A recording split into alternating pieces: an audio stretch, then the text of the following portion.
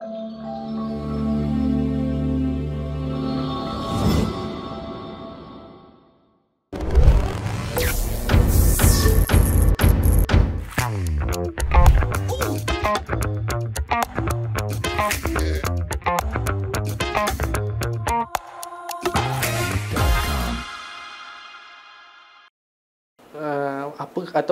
yang diperlukan bagi seorang politician, seorang pemimpin untuk memimpin sebagaimana prinsipal Rapera itu sendiri, iaitu berfikir dan mengesahkan. Berfikir, okey. Jadi saya ingat Fudi nak kaitkan dengan ahli politikus dan berfikir. Ya, betul. Dan bagaimanakah kita katakan orang politik itu berfikir atau tidak, ya? Ya. Bagi saya senang saja, Fudil. Seorang politik atau seorang pemimpin yang berfikir, dia adalah seorang yang tidak takut pada ilmu. Kalau orang politik dia takut pada ilmu, sebagai contoh orang politik yang takut pada ilmu. Orang politik yang takut pada ilmu adalah orang politik yang takut pada pandangan yang berbeza. Maknanya dia takut pada ilmu. Maknanya dia takut pada berfikir, dia takut untuk menilai. Yang keduanya, orang politik yang tak berfikir adalah orang yang cuba haramkan buku-buku untuk dibaca oleh rakyat. Kenapa kamu haramkan buku-buku?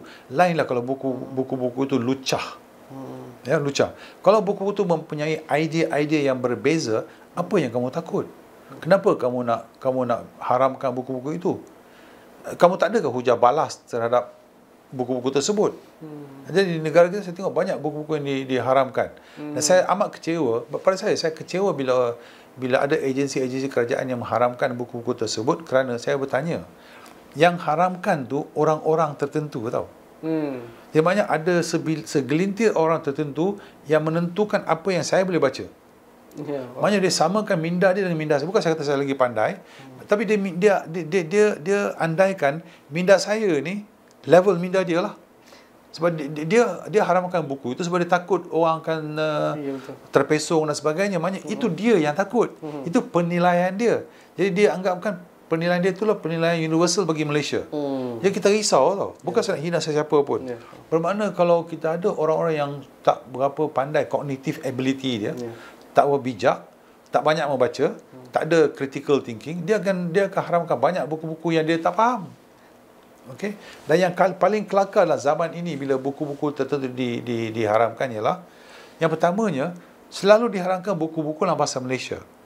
Dan kita pada masa yang sama kita nak orang Melayu yang fasih bahasa Malaysia kembang minda mereka. Tapi kita haramkan buku dalam bahasa Malaysia. Yang buku bahasa Inggeris tak diharamkan, tau. Aneh kan? Jadi orang yang fasih bahasa Inggeris masih berkembang, tapi orang yang fasih bahasa Melayu tak berkembang. Rata-rata orang Melayu tak akan berkembang lah. Jadi kita tentukan bagi orang Melayu apa yang mereka boleh baca dan apa yang mereka tidak boleh baca. Dan pada masa yang sama kita komplain pula, kenapa orang Melayu tak maju? Sebab kita yang tak nak memajukan mereka. Dengan ban buku-buku kan. Okey. Dan yang keempatnya ialah sama ada rakyat tu berfikir apakah ucapan mereka. Kadang-kadang, Fudil, bukan semua, ya. Ada beberapa orang politik pemimpin yang buat ucapan yang bernas. Tetapi bila kita bercakap dengan tanpa bernas, kita pemimpin, kita bercakap tak bernas, menunjukkan kita ni orang yang berfikir ke tak berfikir? Tidak berfikir. Correct. We are insulting the intelligence of the rakyat. Dan bila kita sebut tentang rakyat ni banyak kelompok, ya.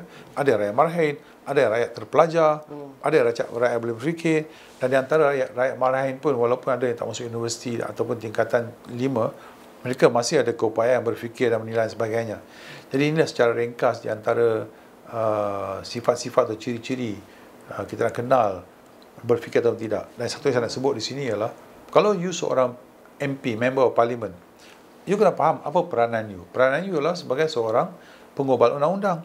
Jadi bila kamu pergi parlimen, kalau kamu seorang member parlimen yang berfikir, kamu akan menilai apakah undang-undang yang akan dibincang ini, rang undang-undang itu, adakah yang memberi manfaat kepada rakyat.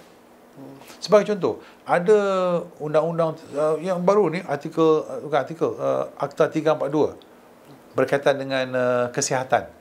Ataupun yang kita selalu buat ialah berkaitan dengan enforcement. Okey. Jadi kalau kita nak bincang tentang Akta SPRM sebagai contoh, MP, ya, kita nak faham apakah peruntukan undang-undang berkaitan dengan liberty of the citizen. Liberty, kebebasan rakyat. Dan kita tahu bahawa ada undang-undang yang boleh menghadkan kebebasan undang-undang dari segi riman dan sebagainya. Tapi kalau kita tengok Akta SPRM lagi ketat daripada Akta Kanun Keseksaan. Jadi dalam hal tersebut, MP tersebut dia harus sama ada dia baca ataupun dia bagi orang research dan brief dia. Dan dia berfikir. So setiap undang-undang dia lulus itu mestilah konsisten. Tak ada percanggahan di antara 2-3 undang-undang yang digubal dan sebagainya. Jadi itu merupakan satu ciri orang politik atau pemimpin yang berfikir. Faham ya? Sedikit Jelas jelas Azri. Sedikit tambah ataupun lari sikit Azri. Social media, internet, adakah dia membantu untuk rakyat menilai pemimpin-pemimpin kita sekarang ni Azri, ataupun dia akan memberi salah tanggapan? Mana satu Azri? Okey, itu soalan yang susah nak dijawab sebab akhirnya rakyat pun perlu berfikir. Kita pun perlu satu rakyat yang boleh berfikir dan menilai. Sebab kita tidak boleh lari dalam zaman sekarang ni, social media memainkan peranan yang penting. Dan saya rasa semakin banyak, terutamanya generasi muda lah, dia lagi banyak dah pandai menilai. Kita tengok AI pun belum tentu apa yang kita tengok tu betul tak betul kan. Jadi rakyat pun perlu rakyat yang menilai dan berfikir. Betul Sri. Terima kasih Datuk Sri for this brief, not so brief, very detailed explanation. Sangat-sangat teliti. Terima kasih banyak Datuk Sri atas perkongsian ni. InsyaAllah kita akan jumpa lagi di sesi akan datang. InsyaAllah. Thank you so much Sri. Terima kasih. InsyaAllah. Terima kasih kerana menonton Pandangan J. Jangan lupa untuk like, share dan subscribe.